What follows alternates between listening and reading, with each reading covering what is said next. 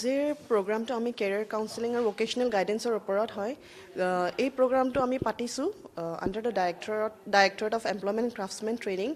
সেইটো মানে চৰকাৰে আমাক ল'ৰা ছোৱালীক মানে কি ক'ম সজাগ কৰিব দিছে যে ৰাইট কেৰিয়াৰটো কেনেকৈ চুজ কৰিব, যে যদি মানে ল'ৰা ছোৱালী স্কুলত পঢ়ি আছে তেতিয়া সিহঁতি মানে কেনেকুৱা মেট্ৰিক পাছ হ'লে বা হাই ছেকেণ্ডেৰী কমপ্লিট হ'লে ৰাইট ছাবজেক্ট বা ৰাইট কেৰিয়াৰ অপশ্যনটো সিহঁতি চুজ কৰিব পাৰিব, চ' ডেট ইন ফিউচাৰ মানে সিহঁতি কিবা এটা নিজৰ লাইফটো ভালকৈ ছেট আপ কৰিব পাৰিব আৰু সেইকাৰণে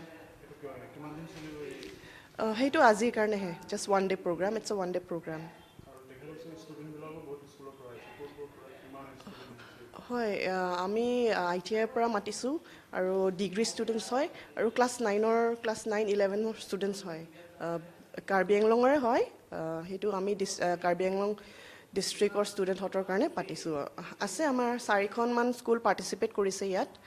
আমাৰ চন্দ্ৰ Singh Teron school, ৰেংবহম school, ITI Diphu আৰু ডিফু গাৰ্লছ কলেজ। হয়, আমি ৰিচোৰ্চ পাৰ্চন হিচাপত আমি আমাৰ ৰংভাৰ ছাৰক মাতিছোঁ। তেখেত হ'ল retired associate professor Diphu government college আৰু ফৰ্মাৰ প্ৰিন্সিপাল ইনচাৰ্জ আছিলে ডিফু গভৰ্ণমেণ্ট কলেজৰ।